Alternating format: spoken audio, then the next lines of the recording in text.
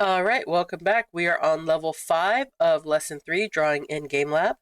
Order matters. This is very important, y'all. In Game Lab, it matters what order your code is in. New shapes are drawn on top of the ones that came before, covering up the shapes that are drawn first. You can see the difference when you use more than one color in your code. So do this. Look at the code that draws the two rectangles. The first is drawn red and the second is drawn blue. Change the red rectangle's color to green. Change the order of the code so that the green rectangle appears on top.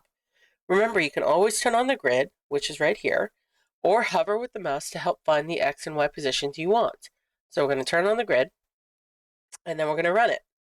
All right, so I can see that, yes, I have one red and one blue, but I need one green and one blue. So we're going to come in here. Line 1 says, change the red rectangle's color to green. Line 2 says, change the order of the code so the green rectangle appears on top. All right, so line 3, where it says fill red, I'm going to change that to green. All right, and then I'm going to reset and run, and let's see what we end up with. All right, I'm going to turn the grid off to make this easier to see.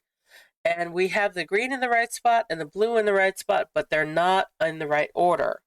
So in order to fix this, all I have to do is remember that if I want it on top, then whatever I want on top has to be at the bottom. So I'm going to bring this down, and then I'm going to bring this down. All right. So now the rectangle that is filled with blue is going to appear first, and then the rectangle that's filled with green should appear second. So we're going to reset and run. There we go. All right, so we got our blue rectangle, we got our green rectangle. It looks just like the picture. We're going to click the orange finish button, and I will see you on level 6. Here we go.